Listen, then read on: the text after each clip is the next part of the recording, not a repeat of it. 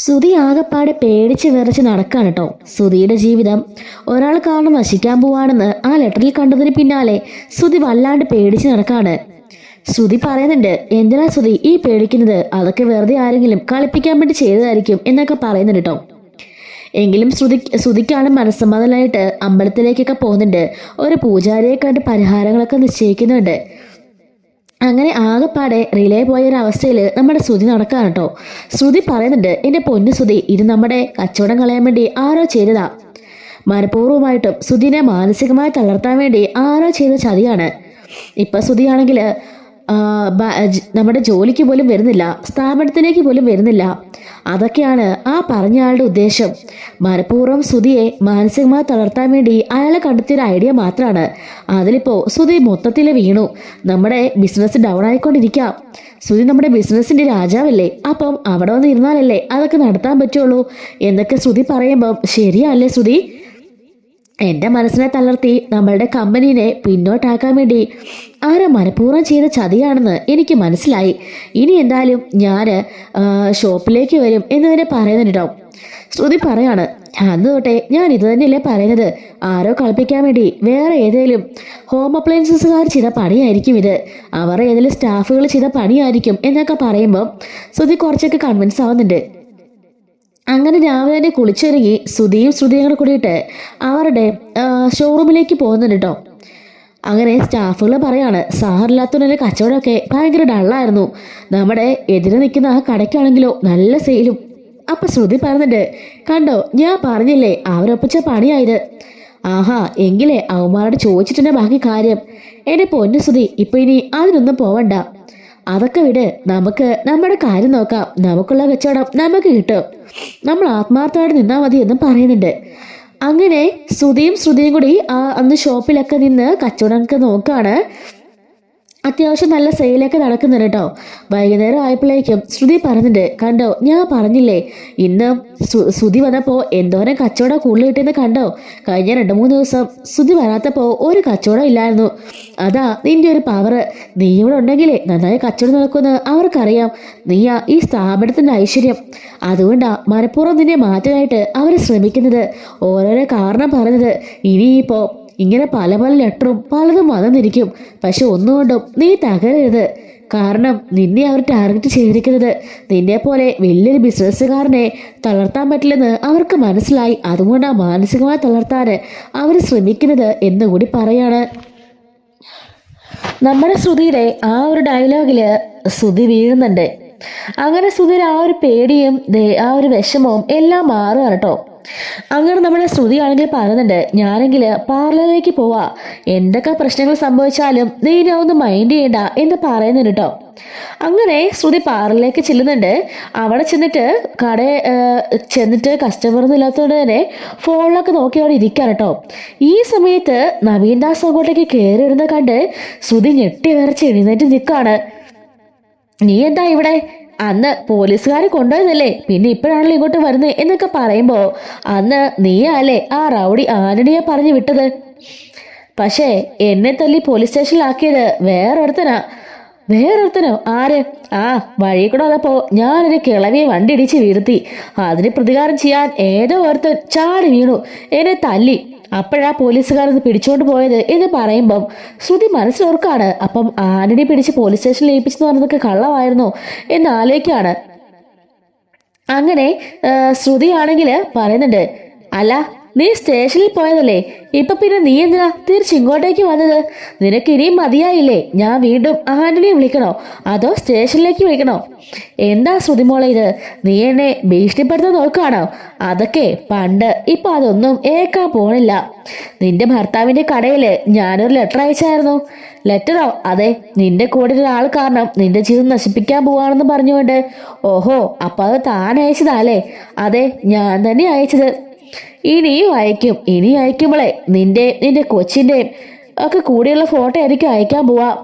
ശ്രുതി ചോദിക്കുന്നുണ്ട്, നിനക്ക് എന്താ വേണ്ടത്? നിനക്ക് ചോദിക്കുമ്പോ കാശ് ഞാൻ തന്നതല്ലേ? ആഹാ, അത് മതിയോ? നീ എന്നെ ജയിലിലാക്കിയില്ലേ? കുറച്ച് ദിവസമായി ഞാൻ സ്റ്റേഷനിൽ നല്ല തല്ലുകൊണ്ടു. ആ പ്രായമായ സ്ത്രീ ഇടിച്ചിട്ടേന്. അത് മാത്രമല്ല അവർക്ക് കോമ്പൻസേഷൻ വകയിലെ കുറെ കാശും കൊടുക്കേണ്ടി വന്നു. അതൊക്കെ അപ്പൊ ആര് തരും? നീ തരുവാണെങ്കിലേ ഞാൻ പൊക്കോളാം. അവരുടെ ആശുപത്രി ചെലവും മിച്ചവും കൂടെ കൂടിയിട്ടെ 1.5 ലക്ഷം രൂപയാ എന്റെ കയ്യിൽ നിന്ന് അങ്ങോട്ട് പോയത്. ആ പൈസ നീ ഇങ്ങനെ അന്നേരെ റൗണ്ട് അടിച്ച് ഒരു 2 ലക്ഷം വന്നാലേ ഞാൻ ഇപ്പൊ പോയേക്കാം. അല്ലെങ്കിൽ നിന്റെ മോന്റെ അടുത്ത് പോയിട്ടെ അവനും നീയും കൂടെ നിൽക്കുന്ന ഫോട്ടോ എടുത്തേ ഞാൻ നിന്റെ ഭർത്താവിനെ കൊണ്ട് കാണിക്കും. സംശയം ഉണ്ടെങ്കിൽ DNA എടുത്ത് നോക്കാൻ പറയും. അപ്പൊ അവന് മനസ്സിലാവുമല്ലോ. അങ്ങനെ നിന്റെ എല്ലാ കള്ളക്കളികളും ഞാൻ പൊളിക്കും എന്ന് പറയുമ്പോ ശ്രുതി പറയുന്നുണ്ട്, എന്റെ പൊന്നു നവീനെ സത്യമായിട്ടും പറയാണ്, കടയിൽ തീരെ കച്ചവടമില്ല. ആ ഒരു ലെറ്റർ കണ്ടതിന് പിന്നാലെ ശ്രുതി ആകെപ്പാടെ പേടിച്ച് കുറെ ദിവസമായിട്ട് ഷോപ്പിലേക്ക് പോലും പോയിട്ടില്ല. ഇന്നാ ഒന്ന് ഷോപ്പിലേക്ക് വന്നിരിക്കുന്നത്. അതുകൊണ്ട് തന്നെ അവിടെ അത്രയ്ക്കുള്ള പൈസയൊന്നും ഇല്ല. അതൊന്നും എനിക്കറിയേണ്ട ആവശ്യമില്ലല്ലോ ശ്രുതി, എനിക്കാവശ്യം പൈസയാ. അത് തന്നാല് ഞാനങ്ങ് പോയിക്കോളാം എന്ന് പറയുമ്പോ ശ്രുതി പറയുന്നുണ്ട്, ഇല്ല എന്റെ കയ്യിൽ പൈസ ഇല്ല. ശരി, ഞാനെങ്കിലേ നേരെ നിന്റെ കടയിലേക്ക് പോവാം, നിന്റെ ഭർത്താവിന്റെ കടയിലേക്ക്. അവിടെ നേരെ നിന്റെ വീട്ടിലേക്കും പോകാം എന്നൊക്കെ പറയുമ്പോൾ വേണ്ട വേണ്ട, ഞാനെല്ലാം റെഡിയാക്കി തരാം. വൈകുന്നേരം വന്നാൽ മതി. അല്ലെങ്കിലേ ആ വഴിയിലുള്ള കോഫി ഷോപ്പ് ഉണ്ടല്ലോ, അവിടെ ഒന്ന് വെയിറ്റ് ചെയ്താൽ മതി എന്ന് പറയാൻ കേട്ടോ. ശരി, പിന്നെ പണ്ടത്തെ പോലെ ആന്റണി അങ്ങനെ കൊണ്ടുവരാൻ വല്ല പ്ലാൻ ഉണ്ടെങ്കിലേ അതങ്ങ് കൈ വെച്ചാൽ മതി. അത് നടക്കാൻ പോണില്ല, അതിന് ഞാൻ സമ്മതിക്കത്തുമില്ല എന്ന് പറയുന്നുണ്ട്. അങ്ങനെ നമ്മുടെ ശ്രുതിയാണെങ്കിൽ അവളുടെ കൂട്ടുകാരെ ഫോൺ ചെയ്യാണ്. അങ്ങനെ രണ്ടുപേരും കൂടി സംസാരിക്കുന്നുണ്ട്. അപ്പോൾ ആന്റണി എന്ന് പറഞ്ഞത് കള്ളമായിരുന്നല്ലേ? അവനല്ല അപ്പോൾ അവനെ സ്റ്റേഷനിലാക്കിയത്. നമുക്ക് എന്തായാലും ആന്റണിയെ പോയി കണ്ട് ഈ കാര്യം സംസാരിക്കാം എന്നും പറഞ്ഞുകൊണ്ട് ശ്രുതിയും കൂട്ടുകാരെയും കൂടി ആന്റണിയെ കാണാനായിട്ട് പോവാണ് കേട്ടോ. അങ്ങനെ അവിടെ ചെന്ന് ആന്റണി ഓഫീസിലേക്ക് ചെല്ലാണ്. ആന്റണിയോട് ശ്രുതി ചോദിക്കുന്നുണ്ട്, അന്ന് താൻ അയാളെ സ്റ്റേഷനിൽ കയറ്റി വിട്ടെന്നല്ലേ പറഞ്ഞത് പോലീസ് ജീപ്പില്? ഇപ്പോ അങ്ങനെയല്ലോ അറിഞ്ഞത് എന്ന് പറയുമ്പം എന്താ ശ്രുതി അങ്ങനെ പറഞ്ഞത്? ആ നവീൻ ദാസെ വീണ്ടും വന്നിരുന്നു എന്റെ പാർലറിലേക്ക് വന്ന് എന്നെ കുറെ ഭീഷണിപ്പെടുത്തി. അത് മാത്രമല്ല, അന്ന് അയാൾ ഏതോ ഒരു സ്ത്രീയെ വണ്ടി തട്ടിയതിന്റെ പേരിലാണ് വേറെ ആരോ ഒന്ന് തല്ലി അയാളെ പോലീസ് സ്റ്റേഷനിലാക്കിയെന്നൊക്കെ പറഞ്ഞത്. അതിനുവേണ്ടി അയാൾക്ക് ഒരുപാട് കാശായിരുന്നു. അങ്ങനെ അവർ രണ്ടും കൂടെ നേരെ ആന്റണിയെ കാണാനായിട്ട് പോകുന്നുണ്ട്. അവിടെ ചെന്നതിന് ശേഷം ശ്രുതി ചോദിക്കാണ്, ആന്റണി അന്ന് കള്ളം പറഞ്ഞതല്ലേ? അന്ന് വേറെ ആരോ ആണ് അവനെ സ്റ്റേഷനിലാക്കിയതാണല്ലോ പറഞ്ഞത്. അപ്പൊ ആന്റണി പറയാണ്, ഞാനും അവിടെ ഉണ്ടായിരുന്നു. അവനെ ഓടിച്ചോണ്ട് പോകുന്ന വഴിക്കാ ഇതൊക്കെ സംഭവിച്ചത്. ഞാനും കൂടിയിട്ടാ അവനെ സ്റ്റേഷനിലാക്കിയത് എന്നൊക്കെ പറയാണ്. അവനിപ്പോ തിരിച്ചു വന്നിട്ടുണ്ട്. 2 ലക്ഷം രൂപയാ അവൻ ചോദിക്കുന്നത്. ഞാൻ എവിടെ നിർത്തിട്ട് കൊടുക്കാനാ? കഴിഞ്ഞ ദിവസം തന്നെ ഞാൻ ആന്റണിയോടല്ലേ പലിശയ്ക്ക് പണം മേടിച്ചത്. അച്ഛനാണെങ്കിലോ ഇപ്പൊ ജയിലിലാണ്. അതുകൊണ്ട് ക്യാഷ് കിട്ടാൻ ഇപ്പോൾ ഒരു നിവൃത്തിയില്ല. അതൊക്കെ ഞാൻ അവനോട് പറഞ്ഞെങ്കിലും അവൻ വിശ്വസിക്കുന്നില്ല. എന്നെ അവൻ ഭീഷണിപ്പെടുത്തിക്കൊണ്ടിരിക്കുക. ഭർത്താവിന്റെ അടുത്തേക്ക് അവൻ ചെല്ലുമെന്നും എല്ലാ സത്യങ്ങളും വിളിച്ചു പറയുന്നത്. അപ്പോ ആന്റണി ചോദിക്കാണ്, എന്ത് സത്യം? ശ്രുതി പറയുന്നുണ്ട്, ഞാൻ പറഞ്ഞല്ലോ ആന്റണി, അതിന്റെ പേഴ്സണൽ കാര്യമാണ്. അതൊരിക്കലും എന്റെ ഭർത്താവ് അറിയാൻ പാടില്ലാത്ത കാര്യമാണ്. അതെങ്ങനെയോ അവൻ അറിഞ്ഞു. അതാ അപ്പം തുടങ്ങിയ പ്രശ്നമാണിത്. എന്റെ വിവാഹത്തിന് മുമ്പേ തൊട്ടേ അവൻ എന്നെ വിവാഹം കഴിക്കാൻ ആഗ്രഹം ഉണ്ടായിരുന്നു. അത് പലതവണ പറയുകയും ചെയ്തതാ. പക്ഷേ അവന് വേറൊരു ഭാര്യയും കുട്ടിയൊക്കെ ഉണ്ട്.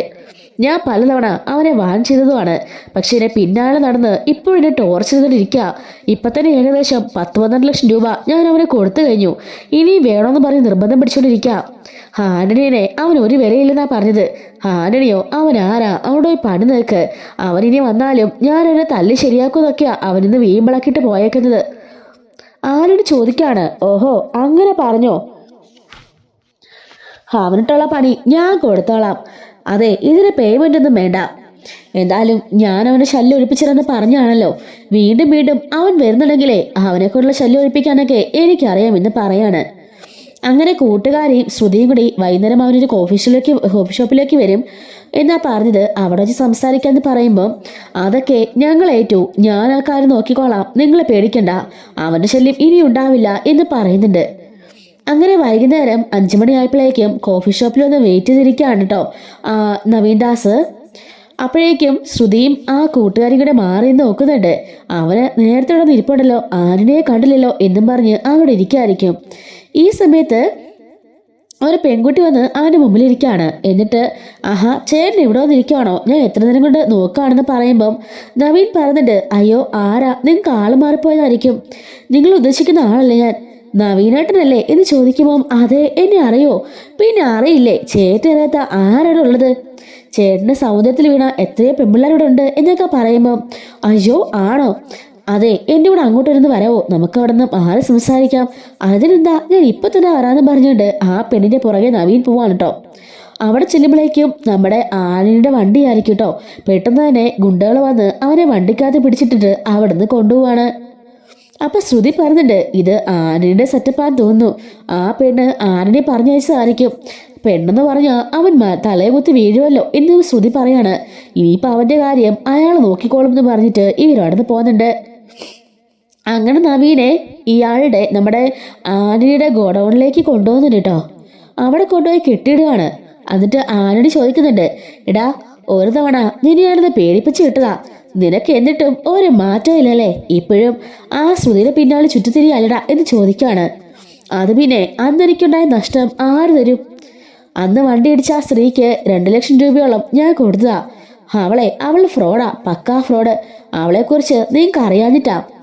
ആനനി പറയുന്നുണ്ട്, കാര്യങ്ങളെല്ലാം അവൾ എന്നോട് പറഞ്ഞിട്ടുണ്ട്. അവൾ എനിക്ക് ഒത്തിരി സഹായങ്ങൾ ചെയ്തിട്ടുണ്ട്. അതുകൊണ്ട് തന്നെ അവളെ രക്ഷിക്കേണ്ട കടമ എനിക്കുള്ളതാ. നീ കാരണം അവളുടെ ജീവിതം തകരാൻ പാടില്ല. അവളുടെ ഭർത്താവിന്റെ കടയിലേക്ക് നീ ലെറ്റർ അയച്ചെന്നും നീ ഭീഷണിപ്പെടുത്തുന്നൊക്കെ ശ്രുതി എന്നോട് പറഞ്ഞു. ഇനി മേലെ അങ്ങനെ ഉണ്ടായാലേ നീ 2 കാലം കൊണ്ട് ഇവിടുന്ന് ജീവനോടെ പോവില്ല. അന്നിറങ്ങി ഓടിയതുകൊണ്ടാ നിന്നെ പിടിച്ച് കെട്ടിയിട്ടെന്ന് പറഞ്ഞിട്ട് ആന്റണി അവനെ പൊതിരെ തല്ലുന്നു കേട്ടോ. അങ്ങനെ നവീനെ അടിച്ചടിച്ചടിച്ചൊരു പരുവാക്കാണ്. ആ കയറും അഴിക്കുന്നുണ്ട്. എന്നിട്ട് പറയാണ്, ഇനി നീ ഓളടാ, ധൈര്യമാണെങ്കിൽ എടി ചോടിക്കാണിക്കടാന്ന് പറയുമ്പോഴേക്കും നവീൻ എഴുന്നേക്കാൻ ശ്രമിക്കുന്നുണ്ടെങ്കിലും പറ്റുന്നില്ല കേട്ടോ. അപ്പോ ആനടി ചോദിക്കാണ്, എങ്ങനെയുണ്ട്, ഈ ട്രീറ്റ്മെന്റ് മതിയോ അതോ ഇനി കൂടുതൽ വേണോ? അവളുടെ രഹസ്യങ്ങളെല്ലാം എനിക്കറിയാം. അതുകൊണ്ടിപ്പോ നിനക്ക് എന്താടാ കുഴപ്പം? നീ നിന്റെ കാര്യം നോക്കി ജീവിച്ചാ പോരെ?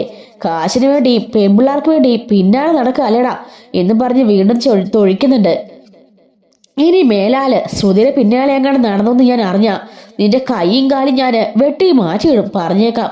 ഈ ആന്റണി നിനക്ക് ശരിക്കും അറിയില്ല എന്നും പറഞ്ഞ് ഭീഷണിപ്പെടുത്തുമ്പോൾ നവീൻ പറയുന്നുണ്ട്, ഇല്ല, സത്യമായിട്ടും ഞാൻ ഇനി വഴിയിൽ കൂടെ പോലും പോവില്ല. ഞാൻ ഇനി ശ്രുതിയെ വിളിക്കത്തുമില്ല. എനിക്കിനി ആ പൈസ വേണ്ട എന്നൊക്കെ പറയുന്നുണ്ട്.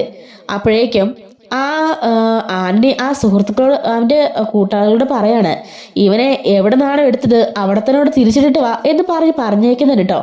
അങ്ങനെ നവീനെ തിരിച്ച് ആ എടുത്തെടുത്ത് തന്നെ ഡിസ്പോസ് ചെയ്തിട്ട് അവരവിടുന്ന് പോകുന്നുണ്ട്. ഈ സമയത്ത് ശ്രുതിയും കൂട്ടുകാരെയും അവിടെ തന്നെ വെയിറ്റ് ചെയ്തിരിക്കുകയായിരിക്കും കേട്ടോ. അപ്പോഴേക്കും ആളുകളൊക്കെ കൂടി വരികയാണ്. നവീനാണെങ്കിലോ എന്നെ ഒന്ന് ഹോസ്പിറ്റലിൽ കൊണ്ടുപോകണമെന്ന് പറഞ്ഞ് കിടന്ന് കരയുന്നുണ്ട്. ഇത് കണ്ട് ശ്രുതിക്ക് ഭയങ്കര സന്തോഷമാകുന്നു കേട്ടോ, സമാധാനമാവുന്നുണ്ട്. അപ്പൊ അവിടെ നിന്ന് കുറച്ചുപേര് കൂടി അയാളെയും കൊണ്ട് ഹോസ്പിറ്റലിലേക്ക് പോവാണ്. ശ്രുതി കൂട്ടുകാരോട് പറയുന്നുണ്ട്, ഹോ സമാധാനമായി, ഇത്തവണ എന്തായാലും പറഞ്ഞ പണി ആരടി ചെയ്തിട്ടുണ്ട്. ഇനിയിപ്പോ അവനെ കൊണ്ട് ശല്യമൊന്നും ഉണ്ടാവില്ല. അവന്റെ അവസ്ഥ കണ്ടില്ലേ, എങ്ങനെ പോയാലും 5-6 മാസം അവൻ ഹോസ്പിറ്റലിൽ തന്നെ കിടക്കേണ്ടി വരും. ആ രീതിക്ക് ശരിക്കും ആന്റണി പെരുമാറിയിട്ടുണ്ടെന്നാ തോന്നുന്നത് എന്നൊക്കെ പറയുമ്പം ആ കൂട്ടുകാരി പറയാണ്, ഇതിന്റെ പേരിൽ കേസ് വഴക്കെങ്ങാനും ഉണ്ടാവുമെന്ന് ചോദിക്കുമ്പം എന്തുണ്ടാവാനാ, അങ്ങനെ എങ്ങാനും കംപ്ലൈന്റ് ചെയ്താലേ വീണ്ടും അവനെ ആന്റണി പൊക്കുമെന്ന് അവന് മനസ്സിലായിട്ടുണ്ട്. അതുകൊണ്ട് ഇനിയിപ്പോ കുഴപ്പമില്ല എന്ന് പറയുമ്പോഴേക്കും ആന്റണി അവളുടെ ഫോണിലേക്ക് വിളിക്കുന്നുണ്ട്. അല്ല, അയാളെ കൊണ്ട് തിരിച്ചു തട്ടിയായിരുന്നു, നിങ്ങൾ കണ്ടായിരുന്നു ചോദിക്കുമ്പോൾ കണ്ടു എന്ന് പറയുന്നുണ്ട്. അയാൾ ഇനി ഒരിക്കലും നിന്റെ പിന്നാലെ പോലും വരില്ലെന്ന് പറഞ്ഞിട്ടുണ്ട്. നിന്റെ നിഴൽവെട്ടത്ത് പോലും വരില്ല എന്നാ അയാൾ പറഞ്ഞിരിക്കുന്നത്. ശരിക്കും ഞാനത് പേടിപ്പിച്ചിട്ടുണ്ട്. ഇനി പേടിക്കണ്ടെന്ന് പറയുമ്പം ഒത്തിരി നന്ദിയുണ്ട് എന്ന് പറയുമ്പോൾ നന്ദിയൊന്നും എനിക്ക് വേണ്ട, ഞാൻ ആവശ്യപ്പെടുന്ന സമയത്ത് എന്നെ സഹായിച്ചാൽ മതി. ആ സച്ചി ഇല്ലാതാക്കാൻ എനിക്ക് ഏത് നിമിഷവും എന്തെങ്കിലും ഒരു ആവശ്യമുണ്ടെങ്കിൽ നീ എന്നെ സഹായിക്കണമെന്ന് പറയുമ്പം ശ്രുതി പറയാണ്, എന്ത് വേണമെങ്കിലും പറഞ്ഞാൽ മതി, ഞാൻ ചെയ്തു തരാം എന്നും പറയുന്നുണ്ട് കേട്ടോ. അങ്ങനെ ഫോൺ കിട്ടാക്കാണ്. ശേഷം ശ്രുതി ഭയങ്കര ഹാപ്പി ആയിട്ട് നേരെ ഷോറൂമിലേക്ക് പോകുന്നുണ്ട്. ശ്രുതി ചോദിക്കാണ്, എന്താ ശ്രുതി ഭയങ്കര ഹാപ്പിയിലാണല്ലോ നീ? ഒന്നുമില്ല, കുറെ നാളുണ്ടായിരുന്ന ഒരു തലവേദന കഴിഞ്ഞു. തലവേദനയോ? എന്ത് തലവേദന? അതൊന്നുമില്ല, ഒരു ക്ലയന്റിന്റെ കാര്യം പറഞ്ഞതാ. അല്ല, ഷോപ്പ് അടയ്ക്കാറായില്ലേ? നമുക്കിനി വീട്ടിലേക്ക് പോയാലോ? ആ സമയത്തിനായില്ലേ, നമുക്ക് വീട്ടിലേക്ക് പോകാം എന്നും പറഞ്ഞുകൊണ്ട് ഇവർ വീട്ടിലേക്ക് പോവാണ്. ഈ സമയത്ത് ശ്രുതി പറയുന്നുണ്ട്, നമുക്കേ കടയിൽ കയറി ഓരോ ബിരിയാണി കഴിച്ചിട്ട് പോയാലോ? ആഹാ, എനിക്ക് നല്ല ഹാപ്പി മൂഡിലാണല്ലോ, അതിനെന്താ, ഞാൻ ഓക്കെയാ എന്നും പറഞ്ഞുകൊണ്ട് രണ്ടുപേരും കൂടി ബിരിയാണിയൊക്കെ കഴിച്ചിട്ട് ഭയങ്കര ആഘോഷമായിട്ട് തിരിച്ച് വീട്ടിലേക്ക് ചെല്ലുന്നുണ്ട്. അവിടെ ചെന്ന് കയറുമ്പോഴേക്കും ഇവര് കിടക്കാനായിട്ട് പോകുമ്പോഴേക്കും നമ്മുടെ ചന്ദ്ര ചോദിക്കുന്നുണ്ട്, അല്ല രണ്ടുപേരും ഫുഡൊന്നും കഴിക്കുന്നില്ലേ? സുധി പറയാണ്, വന്ന വഴിക്ക് ഞങ്ങളെ ബിരിയാണി കഴിച്ചമ്മേ, ഞങ്ങൾക്കൊന്നും വേണ്ട. അപ്പോഴേക്കും രേവതി പറയുന്നുണ്ട്, വേണ്ടെങ്കിൽ ആ നേരത്തെ വിളിച്ചറിയിക്കണം. ഇവിടെ ഇത്രയും ഫുഡ് ഉണ്ടാക്കി വെച്ചിരിക്കുകയല്ലേ, രണ്ടുപേർക്കുള്ള ഫുഡ് വേസ്റ്റായി പോകുമ്പോൾ അത് നാളെ കളയേണ്ടി വരില്ലേ എന്ന് ചോദിക്കാണ്. രവി പറയുന്നുണ്ട്, രേവതി പറഞ്ഞത് ശരിയല്ലേ, നിങ്ങൾക്ക് ഫുഡ് കഴിക്കണം തോന്നുകയാണെങ്കിൽ നേരത്തെ വിളിച്ച് പറയണം. അതിനുള്ളതപ്പോ രേവതി മോൾ ഉണ്ടാക്കിയാൽ മതിയല്ലോ. ചന്ദ്രൻ ചോദിക്കുന്നുണ്ട്, ഇച്ചിരിയുള്ള കൂടുതലുണ്ടാക്കിയാൽ അവർക്ക് എന്തെങ്കിലും സംഭവിക്കോ? അപ്പോ രേവതി പറയാണ്, എനിക്കൊന്നും സംഭവിക്കില്ല, പക്ഷെ ഈ ഫുഡേ നാളെ വേസ്റ്റ് ആയി പോവും, അതേ ഉള്ളു കാര്യം എന്ന് പറയുമ്പോ അത് നീ അന്വേഷിക്കണ്ട, അതവിടെ വെച്ചാല് രാവിലെ അമ്മ തിന്നോളുവോ എന്ന് ചോദിക്കുമ്പം കണ്ടോ കണ്ടോ അവളുടെ നാക്ക് കണ്ടോ, ഇത്രയും കാലം ഒന്നും പറയാത്തവളാ ഇപ്പൊ എന്തൊരു അഹങ്കാര. എന്ത് പറഞ്ഞാലും അപ്പോളെ അവളുടെ ഒരു മറുപടി കണ്ടില്ലേ, അഹങ്കാരി എന്നൊക്കെ പറയുമ്പം രവി പറയുന്നുണ്ട്, അവളെ ചോദിച്ചതില് എന്ത് തെറ്റുള്ളത്? ഇതൊരു കൂട്ടുകുടുംബമാണ്, ഇവിടെ എല്ലാവർക്കും ആഹാരം വിളമ്പുന്നത് ഇപ്പോഴും രേവതി തന്നെയാ. എന്തൊക്കെ പരിഷ്കാരങ്ങളും എന്തൊക്കെ മാറ്റങ്ങൾ ഉണ്ടാക്കിയെന്ന് പറഞ്ഞാലും ആരും അടുക്കളയിൽ കയറില്ല. വർഷം മാത്രം വല്ലപ്പോഴൊന്ന് കയറി സഹായിക്കുന്നത് കാണാം. നിനക്ക് പിന്നെ ആ പരിസരത്തിന് പോലും പോകാൻ വയ്യല്ലോ. അതുപോലെ തന്നെയാ നിന്റെ മൂത്ത മരുമകളും, അവള് ആ ഏരിയയിൽ പോലും പോവില്ല. അങ്ങനെയുള്ളപ്പോ ഇവൾ ആഹാരം പാചകം ചെയ്തത് എല്ലാവർക്കും അളന്നല്ലേ. അങ്ങനെ രണ്ടുപേരും ആഹാരം കഴിക്കുകയാണെങ്കിൽ നേരത്തെ വിളിച്ച് പറഞ്ഞാൽ മതിയല്ലോ, വേറെ പ്രശ്നമൊന്നും ഇല്ലല്ലോ. അങ്ങനെയാണെങ്കിൽ അത് കുറച്ചുള്ളത് ഉണ്ടാക്കിയാൽ മതിയല്ലോ, വേറെ പ്രശ്നമൊന്നുമില്ല. ഇനിയിപ്പോ അത് രാവിലെ എടുത്ത് കളയേണ്ടി വരില്ലേ, ഫുഡ് എന്തിനാ വേസ്റ്റ് ആക്കുന്നേ എന്നൊക്കെ പറയുന്നുണ്ട്. ശ്രുതി പറയാണ്, സോറി, ഞാൻ നാളെ അങ്ങനെ ഇനി ഉണ്ടെങ്കിൽ ഞാൻ വിളിച്ചു പറഞ്ഞോളാം എന്നും പറഞ്ഞുകൊണ്ട് അവര് മുറിയിലേക്ക് കയറി പോവാണ്. സച്ചി പറയുന്നുണ്ട്, കണ്ടോ ഇത്രയേ ഉള്ളൂ സംഭവം, ഇനി ചെയ്തോളാന്ന് പറഞ്ഞല്ലോ, അമ്മ എന്തിനാ അതിനിടയ്ക്ക് കയറി ഓരോ പ്രശ്നമൊക്കെ ഉണ്ടാക്കുന്നത് എന്ന് പറയുമ്പോഴേക്കും ചന്ദ്രയ്ക്ക് അതൊട്ടും ഇഷ്ടപ്പെടുന്നില്ല കേട്ടോ. രവി പറയാണ്, മതി മിണ്ടാതിരുന്ന് എല്ലാവരും കഴിക്കാൻ നോക്ക് എന്നും പറഞ്ഞ് വഴക്ക് പറഞ്ഞ് അവരെ ഫുഡ് കഴിപ്പിക്കാണ്. ശേഷം മുറിയിലേക്ക് ചെന്ന് കതക് വലിച്ചടച്ചിട്ട് ശ്രുതി കടന്ന് പറയുന്നുണ്ട്, ഹോ എന്തൊരു നരകമായത്, സ്വന്തമായിട്ടൊന്ന് ഫുഡ് കഴിച്ച പ്രശ്നം, എവിടെയെങ്കിലും പോയാൽ പ്രശ്നം, നമുക്ക് എങ്ങോട്ടെങ്കിലും മാറി താമസിക്കായിരുന്നു. അപ്പൊ ശ്രുതി പറയാണ്, എന്റെ പൊന്നു ശ്രുതി, അതിനൊക്കെ ഒത്തിരി ചെലവാകും. ഒരു നല്ല വീടെടുത്താലേ മാസം എത്ര രൂപ വാടകയെന്നറിയാവോ, പിന്നെ പാല് ചെലവ്, അത് മാത്രല്ല നീ ജോലി ചെയ്യുവോ വീട്ടിലെ? എന്നെ കൊണ്ടൊക്കെ വയ്യ. ഒരു ജോലിക്കാരിയെ വലിയപ്പോ നിർത്തിയാലേ 30,000 രൂപ 40,000 രൂപ സാലറി കൊടുക്കേണ്ടി വരും. അങ്ങനെയുണ്ടോ? ഇവിടെ ആകുമ്പോളേ എല്ലാ ജോലിയും രേവതി ചെയ്തോളും. അത് മാത്രല്ല അമ്മയ്ക്ക് എന്നെ പിരിഞ്ഞിരിക്കാൻ പറ്റില്ല ശ്രുതി. അമ്മയ്ക്ക് എന്നെ ഭയങ്കര ഇഷ്ടമാണെന്ന് നിനക്കറിയാലോ. അതുകൊണ്ട് അമ്മ എന്നെ പിരിഞ്ഞിരിക്കില്ല. അതുകൊണ്ടാ ഞാൻ എങ്ങോട്ടേക്കും വരാത്തത്. അപ്പോൾ ശ്രുതി പറഞ്ഞിട്ടുണ്ട്, അല്ലേലും എനിക്കും കൂട്ടുകുടുംബം തന്നെ ഇഷ്ടം, പക്ഷെ ഇങ്ങനെ ഓരോന്ന് കാണുമ്പോളാ ദേഷ്യം വരുന്നത് എന്ന് പറയുന്നുണ്ട്. അങ്ങനെ സംസാരിച്ചിരിക്കുമ്പോഴേക്ക് ചന്ദ്ര ആഹാരമൊക്കെ കഴിച്ചിട്ട് മുറിയിലേക്ക് കയറി വരുന്നുണ്ട്. എങ്കിലും നിങ്ങൾ കാണിച്ചു വളരെ മോശമായി പോയിട്ടോ. ബിരിയാണി മേടിക്കുകയാണെങ്കിൽ ഒരെണ്ണം എനിക്കൂടെ മേടിച്ചൂടെ? അമ്മേ, ഒരെണ്ണമായിട്ട് അങ്ങനെ മേടിച്ചോണ്ട് വരുന്നത്, ഇവിടെ ഇത്രയും പേരില്ലേ. ഓഹോ, അപ്പം നിങ്ങൾക്കത് ഭയങ്കര ബുദ്ധിമുട്ടായി പോയില്ലേ? അയ്യോ അമ്മേ, അങ്ങനെയൊന്നും ഇല്ല ആന്റി, ഈ ആഴ്ച സൺഡേയില് നമുക്ക് ഒരുമിച്ച് പുറത്തുപോയി ആഹാരം കഴിക്കാം. അങ്കിളിനെയും കൂട്ടിക്കോ. എങ്കിലേ ഞങ്ങൾ വരാം, നമുക്ക് സൺഡേ ഒരുമിച്ച് പോയി ആഹാരം കഴിക്കാം എന്നും പറഞ്ഞുകൊണ്ട് ഇവള് പുറത്തേക്ക് ഇറങ്ങുമ്പോഴേക്കും സുധി ചോദിക്കാണ്, നീ എന്തിനാ അങ്ങനെ പറഞ്ഞത്? നമ്മൾ ഈ ആഴ്ച ഒറ്റയ്ക്ക് പോകാൻ പ്ലാൻ ചെയ്തതല്ലേ, സിനിമയ്ക്കൊക്കെ പോയി അടിച്ചു പൊളിക്കാന്ന് പറഞ്ഞല്ലേ, പിന്നെ എന്തിനാ ഇപ്പോ അമ്മ അച്ഛനെയൊക്കെ കൂട്ടുന്നത്? ശ്രുതി പറയാണ്, ആന്റി പറഞ്ഞത് കേട്ടില്ലേ, ആന്റിക്ക് വേണമായിരുന്നെന്ന്. പിന്നെ അങ്ങനെയുള്ളത് എങ്ങനെയാ പറയുന്നത്? ഒരു ദിവസം ഫ്രീ ഉള്ളത് ഞായറാഴ്ചയല്ലേ, അത് സാരില്ല. ആന്റി അങ്കിളിനെ കൊണ്ട് ഫുഡ് മേടിച്ചു കൊടുത്തിട്ട് തിരിച്ചവരെ വീട്ടിൽ കൊണ്ടാക്കിയിട്ട് നമുക്ക് സിനിമയ്ക്ക് പോകാം. നിന്റെ ഒരു കാര്യം, എപ്പോ പോയാലും ഈ അമ്മയ്ക്ക് വേറെ പണിയൊന്നുമില്ലേ? അമ്മയുടെ കെട്ടിലൂടെ അങ്ങ് പോയാൽ പോരെ. ഇത് കേട്ടോട് പുറത്തോട്ട് നിൽക്കാറിക്കട്ടെ നമ്മുടെ ചന്ദ്ര. എന്താണാ നീ പറഞ്ഞത്? എന്റെ മരുമോള് പറഞ്ഞു എന്നെ കൊണ്ട് പോവാന്ന്. നിനക്ക് എന്നെ കൊണ്ട് പോകാൻ പറ്റില്ലടാ എന്നും പറഞ്ഞിട്ട് അടിക്കുകയാണ്. അമ്മ എന്താ അമ്മയെ കാണിക്കുന്നേ? അമ്മയെ കൊണ്ട് മാറ് എന്ന് പറയുമ്പോഴേക്കും ദുഷ്ടനായ മോൻ, ദേ ഈ വന്നു കയറിയ മരുമോള് പോലും അമ്മയെ കൊണ്ട് പോകാം വാങ്ങിച്ചെടുക്കാന്ന് പറയുമ്പോ നീ എന്ത് വർത്താനാടാ പറഞ്ഞത്? നിനക്ക് ഇപ്പഴേ അമ്മ അച്ഛനെ വേണ്ടതല്ലേടാ എന്നൊക്കെ പറയുമ്പോ അമ്മ മാറങ്ങോട്ട്, അമ്മ ഒറ്റ ഉയർത്തിയാ എന്റെ ജീവിതം നശിപ്പിച്ചത് എന്ന് പറയാണ്. അപ്പോഴേക്കും ചന്ദ്രൻ ഒന്ന് ഷോക്കാവുന്നുണ്ട്. നീ എന്താടാ പറഞ്ഞത്? ഞാൻ നിന്റെ ജീവിതം നശിപ്പിച്ചേനോ? അതെ, അമ്മ തന്നെയാ. എന്താടാ പറഞ്ഞത്? ഞാൻ കാരണമാണെന്നോ? സച്ചിയെക്കാട്ടിലും ശ്രീകാന്തിനെക്കാട്ടിലെല്ലാം ഞാൻ സ്നേഹിച്ചത് നീയല്ലേടാ. നിനക്ക് വേണ്ടിയല്ലേ ഞാൻ എല്ലാം ചെയ്തിട്ടുള്ളത്. ഇപ്പോഴെല്ലാം ചെയ്തത് നിനക്ക് വേണ്ടിയിട്ടല്ലേ. എന്നിട്ട് ഞാൻ കാരണമാ നിന്റെ ജീവിതം നശിച്ചതല്ലേടാ. അതെ, അമ്മ കാരണം തന്നെയാ എന്റെ ജീവിതം ഈ രീതിക്കായത്. ഒരു പൊട്ടനെ പോലെ എല്ലാവരും മുമ്പ് ഞാൻ നാണം കിട്ടി നിൽക്കുക. അമ്മ ഒറ്റ എടുത്ത് കാരണം അതിന് ഞാൻ എന്താണ് ചെയ്തത്?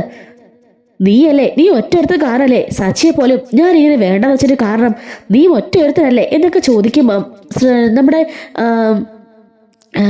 സുധി പറയാണ്, അമ്മയൊന്ന് ഇറങ്ങി പോകാവോ? ഞങ്ങളുടെ ഹസ്ബൻഡിനും വൈഫിനും ഒത്തിരി സംസാരിക്കാനുണ്ടായിരിക്കും. അമ്മ എന്തിനാ അതിനിടയ്ക്ക് വന്ന് ഒളിഞ്ഞു കേൾക്കാൻ നിൽക്കുന്നത്? ഓഹോ, ഇപ്പൊ അങ്ങനെയായല്ലടാ. നിനക്ക് വേണ്ടി അവളുടെ സ്വർണം മാറ്റി എല്ലാവരുമ്പേ നാണം കെട്ട് ഇത്രയൊക്കെ തൊലി കഴിഞ്ഞ് നിന്നിട്ടും നിനക്ക് സപ്പോർട്ട് ചെയ്താ ഞാൻ സംസാരിക്കാറ്. എന്നിട്ട് എല്ലാം കഴിഞ്ഞപ്പോ നിനക്ക് ഈ അമ്മയെ വേണ്ടതായില്ലടാ എന്തൊക്കെ പറഞ്ഞ് വീണ്ടും വീണ്ടും ദേഷ്യപ്പെടുന്നുണ്ട്. സുധിയാണെങ്കിൽ ഭയങ്കര ദേഷ്യപ്പെടുന്നുണ്ട് കേട്ടോ. സുധി ചോദിക്കുന്നുണ്ട്, എന്താ സുധി, നിനക്ക് എന്താ പറ്റിയത്? നീ എന്തിനാ ആന്റിയോട് അങ്ങനെയൊക്കെ പറയുന്നത്? പിന്നല്ലാണ്ട് എപ്പോഴും അമ്മയുടെ ഒരു ടോർച്ചറിങ് ഞാൻ മടുത്തു. ഈയിടെ തന്നെ എന്തുമാത്രം അമ്മയുടെ തല്ലിന്ന് നീ കണ്ടതല്ലേ? അവരെല്ലാം മുമ്പിലിട്ട് അമ്മയാണ് തല്ലിയത്. അപ്പോ ചന്ദ്രൻ ചോദിക്കാണ്, പിന്നെ നീ കാണിച്ച പരിപാടിക്ക് ഞാൻ ആരെ തല്ലണമായിരുന്നു പറയടാ എന്ന് ചോദിക്കുമ്പോ മതി, എല്ലാവരുടെ മുമ്പിൽ വെച്ച് അമ്മയും കൂടി എന്നെ നാണം കെടുത്താ. ആ സച്ചിയാണെങ്കിലോ എപ്പോഴും എന്നെ കളിയാക്ക. അച്ഛനും എന്നെ യാതൊരു വിലയില്ല, അച്ഛമ്മയ്ക്ക് അങ്ങനെ തന്നെ. അതിന്റെ കൂടെ അമ്മയും കൂടി എല്ലാവരും മുമ്പിൽ തന്നെ അടിച്ചില്ലേ? ഇതേ കൂടുതൽ എന്ത് പറയാനാ എന്നൊക്കെ ചോദിച്ച് ദേഷ്യപ്പെടുന്നുണ്ട്. ഇത് കേട്ട് ചന്ദ്രയ്ക്ക് ഭയങ്കര ഫീൽ ആവുന്നുണ്ട്, ഭയങ്കര സങ്കടമാവുന്നുണ്ട് കേട്ടോ. മുറിയിൽ നിന്ന് കരഞ്ഞോണ്ട് പുറത്തേക്ക് ഇറങ്ങുമ്പോൾ ശ്രുതി ആണെങ്കിൽ ആന്റി സങ്കടപ്പെടല്ലേ, ശ്രുതി 2-3 ദിവസമായിട്ട് നല്ല ഫ്രസ്ട്രേഷനിലാ, അതിൻ്റെ ആയിരിക്കും എന്നൊക്കെ പറയുമ്പം വേണ്ട മോളെ ഒന്നും കേൾക്കണ്ട, ഞാൻ ഏറ്റവും അധികം സ്നേഹിച്ചത് അവനെയാ, എന്നിട്ട് അവൻ്റെ വായിന്ന് തന്നെ ഇങ്ങനെ കേട്ടല്ലോ എനിക്ക് സമാധാനമായി എന്നും പറഞ്ഞുകൊണ്ട് അവിടുന്ന് പുറത്തേക്ക് ഇറങ്ങി പോവാണ്. ശ്രുതി ചോദിക്കുന്നുണ്ട്, എന്താ ശ്രുതി ഇതൊക്കെ? നീയല്ലേ മുമ്പ് പറഞ്ഞത് അമ്മയായിട്ട് പോകാൻ വരും, നിനക്ക് പറ്റില്ലെന്ന്. പിന്നെ നീ എന്തിനാ ആനോട് ഇത്രയ്ക്ക് ദേഷ്യപ്പെട്ടത്? പിന്നെ എൻ്റെ പൊന്നു ശ്രുതി, ഞാൻ മടുത്തു. അമ്മ എപ്പോഴും ഒരു ടോർച്ചറിങ്. നമ്മുടെ ലൈഫിലേക്ക് അമ്മ ഇങ്ങനെ ഇടിച്ചീറി വരുന്നോണ്ടാ ഓരോ പ്രശ്നങ്ങൾ. അപ്പൊ ശ്രുതി പറയാണ്, നിന്റെ എല്ലാ പ്രശ്നങ്ങൾക്കും ആ ആന്റിയല്ലേ സോൾവ് ചെയ്ത് തരുന്നത്? അന്ന് തന്നെ ആ 5 ലക്ഷം രൂപ ഇല്ലാതായപ്പോ ആന്റിയല്ലേ ഉണ്ടാക്കി തന്നത്? എന്തൊക്കെ അവർ നിനക്ക് വേണ്ടി സഹിച്ചു, എന്നിട്ട് നീ ഇപ്പോ അവരിങ്ങനെയൊക്കെ പറയാണോ? അപ്പോൾ ശ്രുതി പറയുന്നുണ്ട്, എൻ്റെ പൊന്നു ശ്രുതി, എനിക്ക് ടെൻഷനായിട്ട് വയ്യ, ഒന്ന് കേൾക്കാനും വയ്യ.